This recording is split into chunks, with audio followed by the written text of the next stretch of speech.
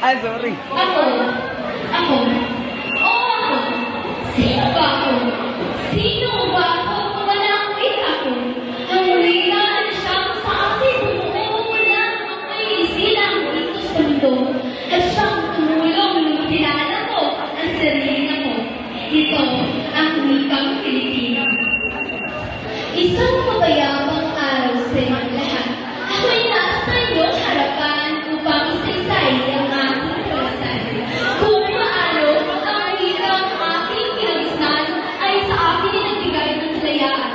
Kalayaan ay mahayag ang mga emosyong matagal ko nang natutuli sa aming sarili.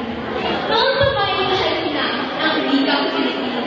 Pagkat dito, ako'y natutong magmahal sa kapwa ko, natutong maging mabuting tao, natutong aralin ng mga nagkakalihagang salita na sa wikang Pilipino nila mababasa at makikita.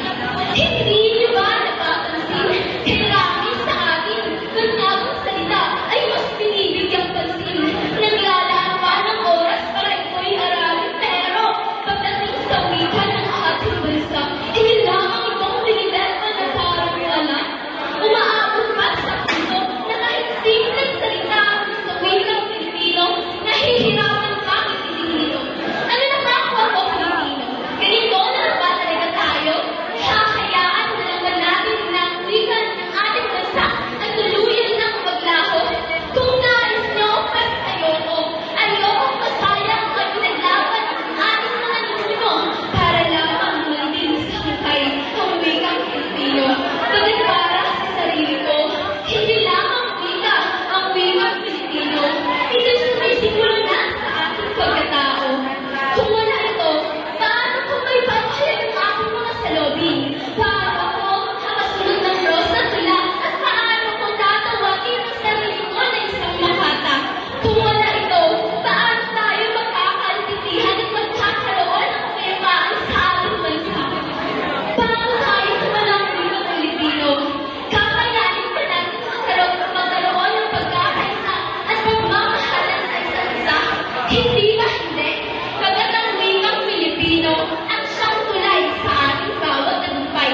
Ang naging daan upang kalayaan ay ating kapatid at ating kaibigan. Mahalin niyo ang wika natin. Siyak na puso niyo'y saya ay paglalawitin. Ang wikang Pilipino ang nagbigay sa aking katayahan. Kakayahang may paulan ang aking tinatawang balik. At ito ay ang pagsulat ng mga tula ng may iba't ibang damdamin. Dahil dito, ako'y naging malaya. Malayang magsalita ng mga nais kong sabihin. Ito man ay sa pamamagitan ng handang, talumpati, at sa simpleng nakikipag-usap lang.